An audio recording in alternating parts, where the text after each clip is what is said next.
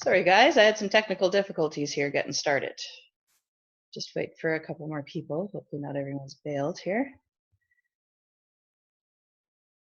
I'll just keep waiting for a second.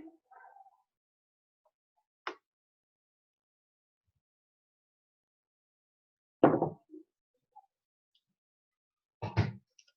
right, get this going. Okay. All right. First of all, just give me one or two words. How was your weekend?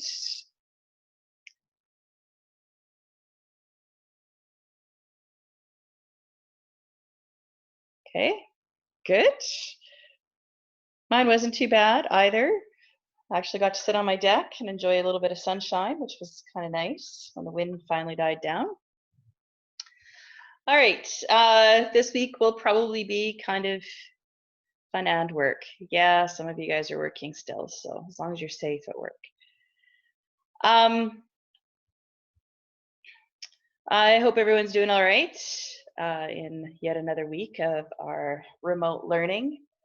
We have one more PowerPoint to go through to be done with cardiovascular system, and then we're moving on to musculoskeletal, and then our last section is the sports nutrition. So we are on our way.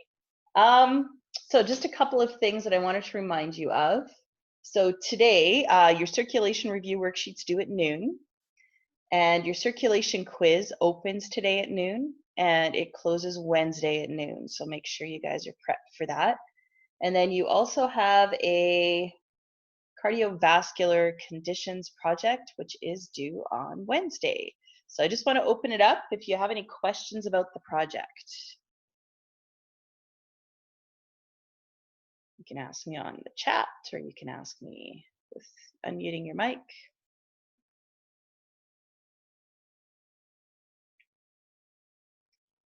All right, I'm not hearing any questions. So please make sure you email me any questions that you guys have about the project, just so I'm not, I want you to feel like if it's impossible to find information, I want to be able to help you with that. So make sure you email me. Don't let yourself live with a whole bunch of stress about it. Okay, we are going to start with our very last PowerPoint, and this is all about cardiovascular conditions and the health of our cardiovascular system and so on. So I will share that PowerPoint with you, and we will get started here.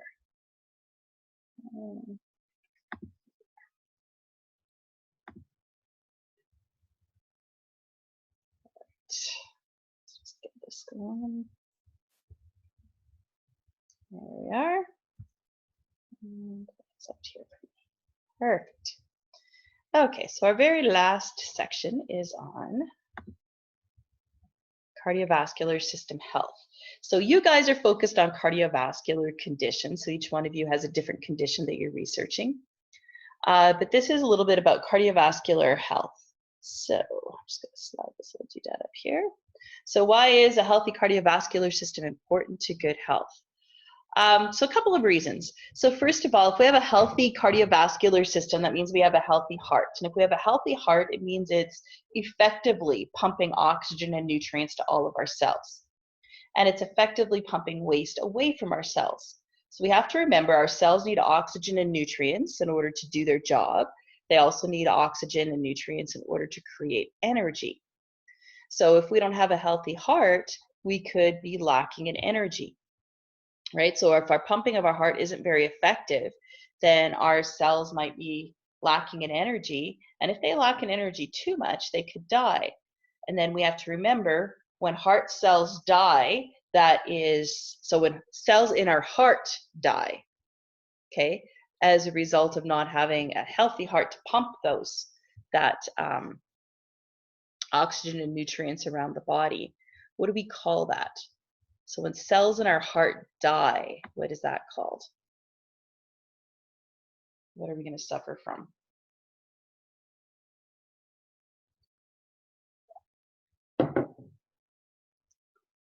When cells in the heart die, we suffer from, heart failure or heart attack. Exactly right, guys. Good. Also, what can happen is if our heart's not pumping blood effectively around our body, oxygen and nutrients don't make their way to our brain.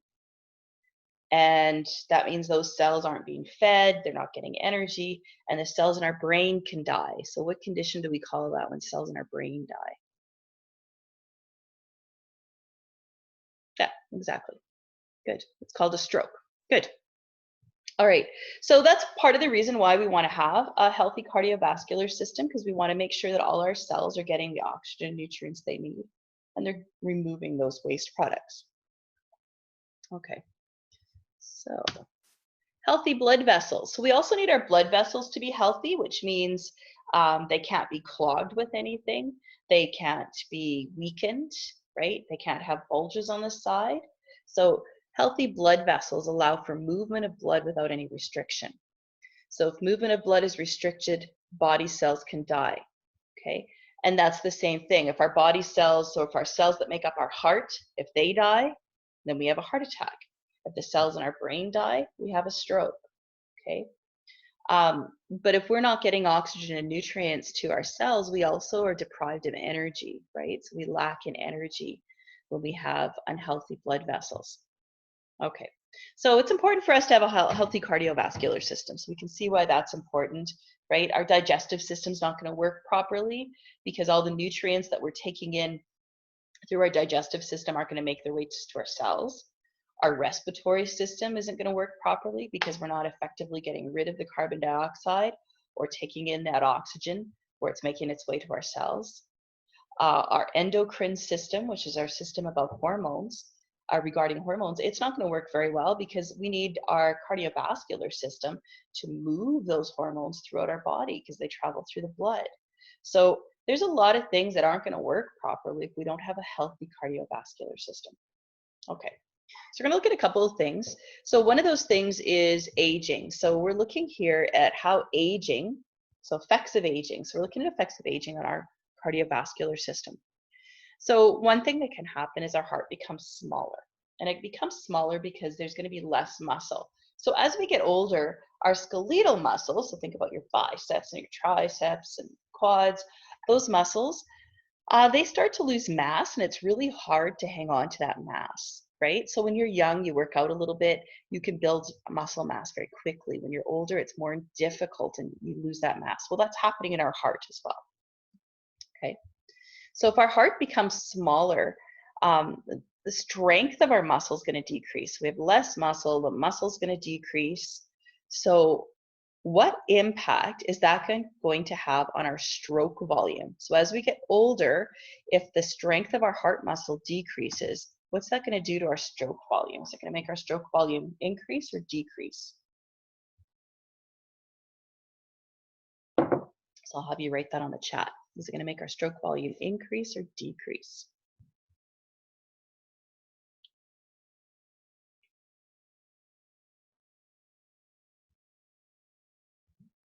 So if the muscle in our heart decreases, what's going to happen to our stroke volume? Will it increase or decrease?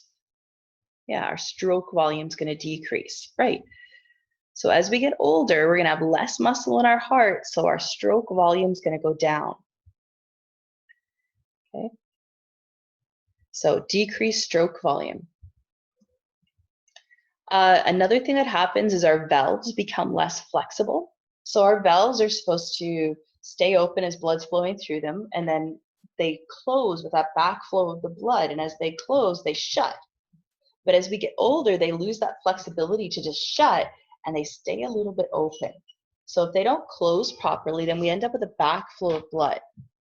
Now, if someone's listening to an older person whose valves are less flexible and there's backflow of blood, what are they going to hear? What do we call that sound that they hear? Okay, if there's a backflow of blood, what's that sound that we hear? And you can just put that in the chat. Yeah, exactly. The sound that's heard is called a heart murmur, which is that gurgling of the blood moving in the wrong direction.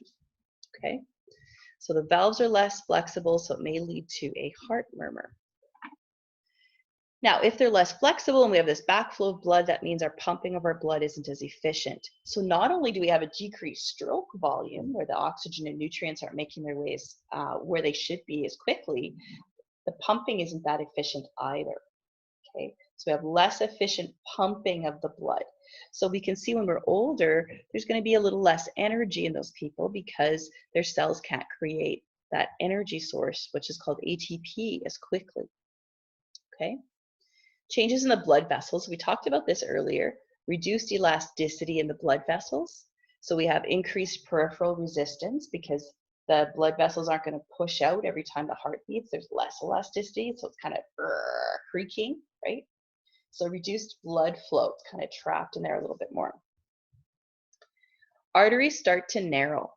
So as we get older, the effects of eating a lot of foods that are higher in cholesterol, like meat products, eventually start to build up on the inside of our blood vessels, causing them to get smaller and smaller and smaller. So if we have narrowed arteries, that means we have less blood flow going to our heart. So heart cells can die, so heart attack, or less blood flow going to our brain, so we can suffer from a stroke. Okay. Reduced temperature regulation. So part of what our blood does, and it's not really a curricular outcome to talk about this, but part of what our blood does is it responds to temperature changes. So if we have cold, so if it's cold outside, then we have less blood going to the outside of our body. And if it's hot outside, we have more blood going to the outside of our body. Okay. So what that means is if we have more blood going to the outside of our body, then that heat can dissipate from our skin. So we'll notice that when it's really hot, we start getting flushed, and that's because more blood flow is going towards the outer part of our skin. When it's colder, more blood flow stays within the core of our body to keep us warm. Okay. Reduced temperature regulation. So blood vessels don't respond very well to the cold. So you'll notice that people who are older tend to wear sweaters a little more often than people who are younger. Okay. All right, higher blood pressure. So changes in the systolic pressure, that decreased blood vessel diameter I was telling you about because of the buildup of particularly cholesterol. So we get plaque buildup on the inside of our arteries. Because of decreased elasticity, there's increased blood pressure as well. Okay. So those are the major changes that happen to us when we age. All right, so now we're going to talk a little bit about lifestyle. So when I look at this little image here, have a healthy heart. So how to reduce your risk of heart disease and stroke. So there's a couple of things that are in this little image here. So we can look at diet, right? Eat less salt, eat more fruit and vegetables. So that's part of what happens with our diet. We'll talk about that a little bit more. Exercise regularly, right? We want to build up that health of our heart. We want that heart muscle to be strong. Don't use tobacco. We'll talk about why not. Avoid harmful use of alcohol. So overuse of alcohol can also be a problem because it can cause problems with our blood vessels. All right, so let's move on here. Okay, so smoking. So smoking can lead to the hardening of the arteries. So they lose their flexibility when they get harder, and that's going to reduce blood flow. It increases peripheral resistance, so reduces blood flow. Okay. And if we have less blood flowing to our heart or less blood flowing to our brain, then we're putting ourselves at risk of heart attack and stroke. So smoking puts us at risk of having heart disease or stroke. Okay. Not being physically active. So if we're not physically active, that can reduce our stroke volume, right? So that reduces the strength of our heart muscle. So if our heart muscle gets weaker every time we pump, then we're going to have less blood coming out of our heart, right? Heart pumping becomes less efficient. All right, physical inactivity increases our risk of being overweight. So if we're less active, it's more likely that we will become overweight. That gives us a higher risk of heart disease. So when we're overweight, we have an increased risk of heart disease. And there's lots of reasons for that. So part of that is there's some inflammation that occurs in our blood vessels. Part of that is we have more buildup of cholesterol depending on what we're doing with our diet. Okay. All right, stress is a big one. Stress increases the risk of heart disease and stroke. So stress causes our blood pressure to go up. Okay, so that's part of our physiological response, how our body responds to stress. To help us cope with stress, our blood pressure goes up. So often our heart rate will go up, which causes our blood pressure to go up. So we have this increased blood pressure, okay? But when we have increased pressure in our blood, that can cause weakening of the walls of our artery, causing bulges. We can end up having those bulges break, and then the blood isn't flowing properly. So it increases our risk of heart disease and stroke. So we want to reduce our stress, okay? Right now, it's very stressful for a lot of families, right? There's a lot of families who have a family member that may have been laid off.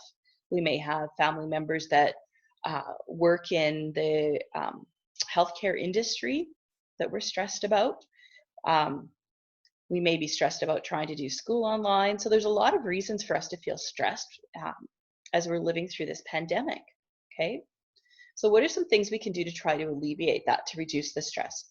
So one of the main things is physical activity. Physical activity is really good to alleviate stress. It releases some endorphins, which are like sort of a natural high inside our body that helps us to feel better about things. Relaxation exercises. And right now, during the pandemic, there is so many apps that you can get for free that help you with that. Meditation.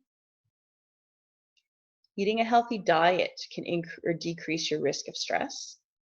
And getting enough rest. So it's important that we get enough rest. Not meaning that you want to be sleeping for, 16 hours a day, but you want to make sure you're getting the right amount of rest in order to cope with everything. So personally, I cope very poorly if I don't have enough rest.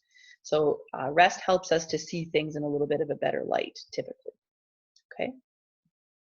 And spending time with friends and family. And this is something that's been really difficult now because we're supposed to be isolated from our friends and our non-immediate family. So we're kind of stuck with whoever's in the house with us. But this is where you want to be using your social media. You want to be reaching out and having conversations with people. If you haven't been able to see your grandparents, maybe reach out with them on Zoom, or some friends or family that live far away, or what have you. So try to find some ways to be able to still touch base with everybody. Okay, so that reduces our stress. Okay, so these are a couple of things in this little image that we talked about. Oops. So things like, just gonna put a spotlight on here. Okay, things like meditation, reaching out to people, managing your time, right? So if you sort of leave things to the last minute, then it starts to become more and more stressful. So you want to make sure you're managing. I've heard of different, especially with remote learning. Remote learning is a lot more difficult. I've talked about this with my own children. It's really hard because when you're in school, you do your 2 classes and then you have lunch, which is kind of like your reward for doing 2 classes. So you get lunch, you get to hang out with your friends, or play some sports or whatever it is that you do at lunch, right? And then you go back and do your 2 classes and you work through those 85 minutes of classes, and then you kind of have your after school reward, whatever that is that you guys do, right? Where now, without those rewards that we get, because you're just sort of stuck hanging out at home, it's really hard to get motivated to do all the rest of the things. So trying to find a schedule that works best for you, okay? Getting into a sleep habit. It was really hard for my kids to get into that regular sleep habit. It still is. I think they're all still working on that. Going to bed at a decent time so you get up at a decent time, because it feels like there's no motivation to go to bed because there's no school in the morning, right? So trying to figure out that. Maintaining a healthy diet, sort of hard when you're trapped in a house. You might be doing baking or what have you, so try to think of different ways to make it healthier. Exercise, of course. Self-limitations, just be aware that you can't be everything to everyone all the time, so understand that you have limitations and not put extra pressure on yourself, right? Okay, so those are things to help us with our stress management.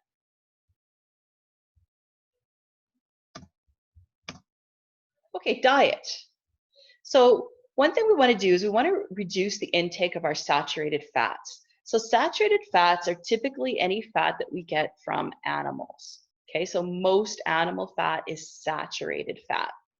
So that's our red meats, that's our butters, that's our cheeses, all of those types of things.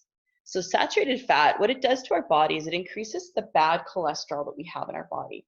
And when the more bad cholesterol we have, that's what forms those little plaques on the inside of our blood vessels. So we have a high diet in this, our arteries can start getting more and more narrow, which restricts blood flow, okay? So we can get blockage of blood vessels, we can get increased blood pressure as a result of that. And then of course, we're at increased risk of heart attack and stroke. So we wanna make sure we're limiting. So I'm not sitting here saying don't have anything like this, but limit it, right? So we don't have to have 5 hamburgers every day, right? We want to limit how much saturated fat that we're eating. So saturated fat, so if we look up here, we can see the animal fat that we have. So if I'm looking at, I'm just going to minimize that.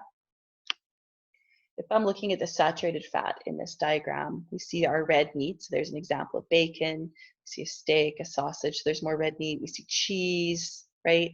Here's chicken.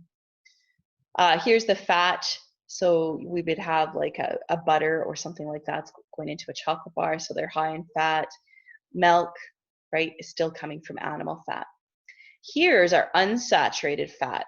So our unsaturated fat is like our vegetable oils. I should have reworked this. Eggs actually go up here under saturated fat. The egg white is really high in protein, but the egg yolk has a lot of saturated fat in it, so it's quite high in cholesterol. The fat that we get from our fruits and vegetables. So here we have an avocado. So they're very high in fat, but they're not high in saturated fat. So there's no cholesterol in an avocado. Eating more fish. So increasing our fish intake in our diet.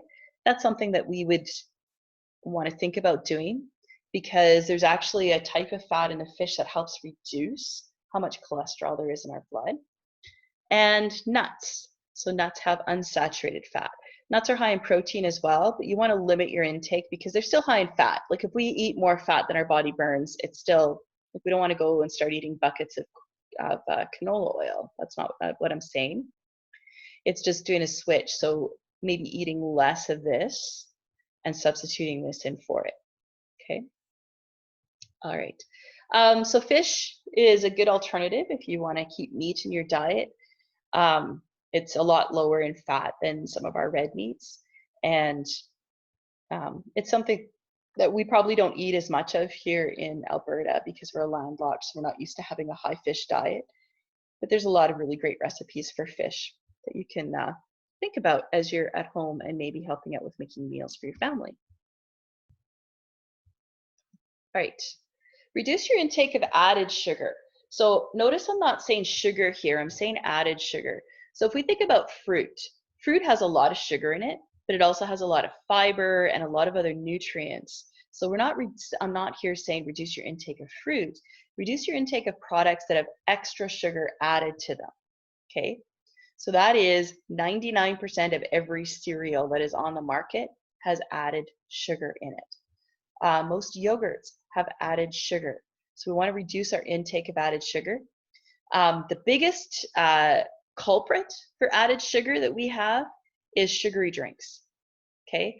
Whether it's Starbucks, which seems to have way more people visiting it now than it ever used to, but Starbucks, full of added sugar, okay? Our Tim Hortons, double, whatever, right? So high sugar diet has shown increases in risk of heart disease. So we want to reduce our sugar intake. So healthy alternatives. So if you feel like you want something sweet, maybe go for the apple or the banana and avoid the chocolate bar, okay? Increases blood pressure, increases weight gain. And as soon as we have weight gain, we're increasing our risk of having heart disease, okay? The other problem with added sugar is that when we have high sugar, especially things with no nutrients like a chocolate bar, it gives us a whole lot of calories, but we don't feel full, okay? Which means we just continue to eat and we go well beyond what our daily caloric intake should be. So what helps us with that is fiber. So this image here has a whole lot of different images of fiber that we can increase or put in our diet. So lots of beans, lots of vegetables, lots of fruit. We have nuts, but again, remember nuts are high in fat, so we want to limit that. What fiber does. So one of the things it does is it reduces the amount of bad cholesterol in our body. So the bad cholesterol is the stuff that builds up in our arteries. So the fiber actually locks into this to prevent it from building up. It also increases our feeling full, right? So it would take a lot of oranges for us to feel as full, for us to have as many calories as we do with a chocolate bar, except we're going to feel a lot more full because of the fiber associated with it. All right. And lastly here, we have intake of salt. So we want to reduce our intake of salt. So high salt, part of what our body does to dilute that salt. So if we eat a lot of salt, our body has this reaction that causes it to take in more water. Well, that increases our blood pressure, right? And as soon as we have an increase in our blood pressure, that puts us at risk of heart attack and stroke. Now, what the recommended amount of salt a day is to have no more than a teaspoon of salt. Now, I know most of you aren't going and having a teaspoon of salt, but the thing is, there's a lot of foods that we eat that are really high in salt that don't taste salty.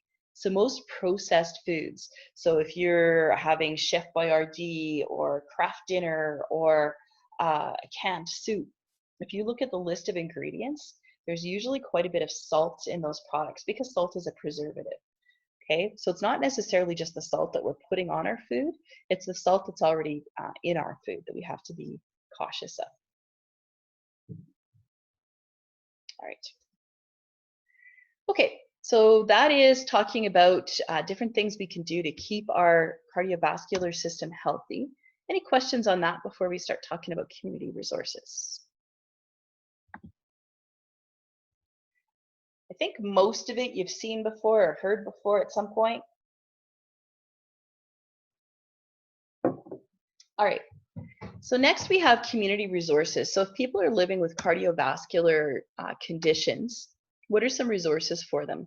So often I'll mix this with the project you did, but I wanted to do this separately. So obviously we have our doctors. So we have doctors in our communities. They provide diagnosis and treatment. So they might be giving you some medications or having you see specialists to help manage your cardiovascular condition. And cardiovascular condition is really broad. So it could be something super serious or something less serious, okay? Dietitians. So most health clinics have dietitians that come in. You can also go to talk to dietitians. You can make an appointments to see them. Right now, I think they'd probably be virtual appointments, but nonetheless, you can see a dietitian. And they can help you manage your diet to reduce your symptoms of cardiovascular condition. So maybe you're at risk of a condition and they can help you deal with that. Or if you're living with a condition, maybe if you restrict certain dietary things, like things high in cholesterol, you can help manage that condition. Okay. Counselors. So what do counselors do for people with cardiovascular conditions? Well, they help us deal with stress management, right? Because we know stress management increases our blood pressure and that could exacerbate, so cause it to become worse, whatever condition we have. Can help us deal with the fact that we have a cardiovascular condition. So it might have an impact, a negative impact on how we feel about ourselves.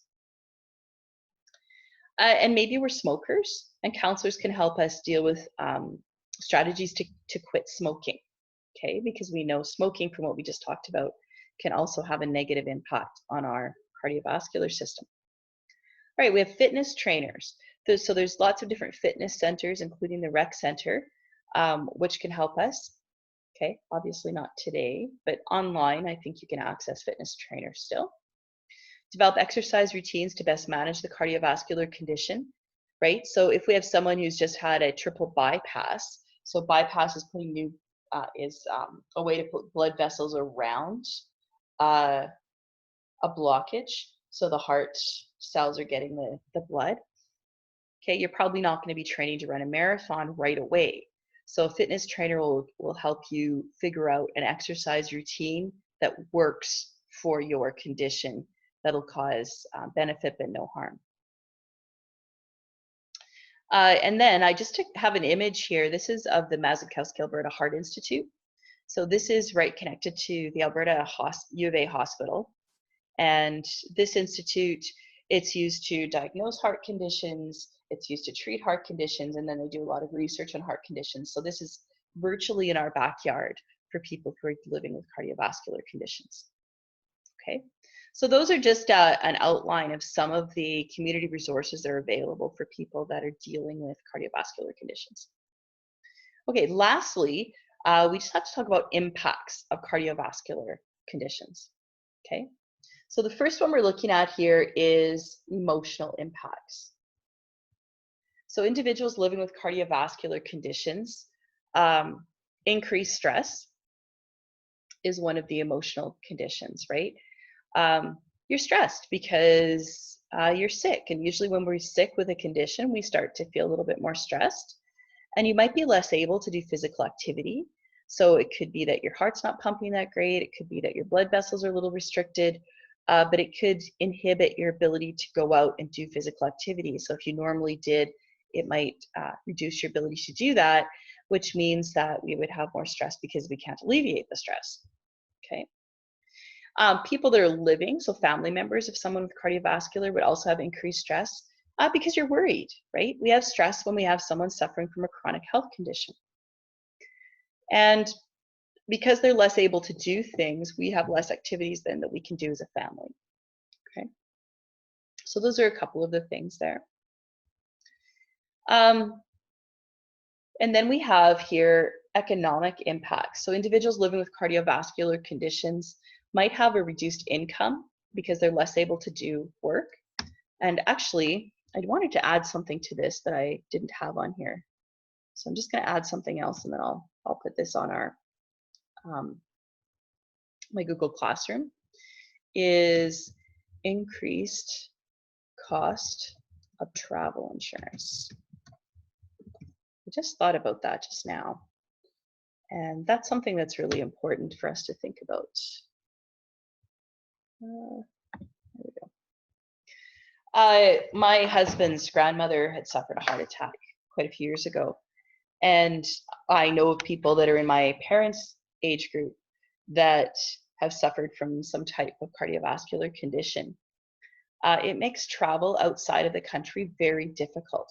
Now, we have universal health care in Canada, so traveling in Canada is not so bad. But traveling outside of the country, there are some places where you just don't get travel insurance. The cost of insurance, or the cost of any kind of medical care in the United States, is astronomical. So to not have insurance is irresponsible because it can end up costing you a tremendous amount of money. So it can actually inhibit, if you have a cardiovascular condition, your ability to travel as a result of that. All right, families of individuals living with cardiovascular conditions. So you may suffer income loss because you're taking care of someone who's got a cardiovascular condition, or more family members may have to work to make up for the shortfall of the person who's unable to work because of their condition. Okay, and that's it. All right, any questions?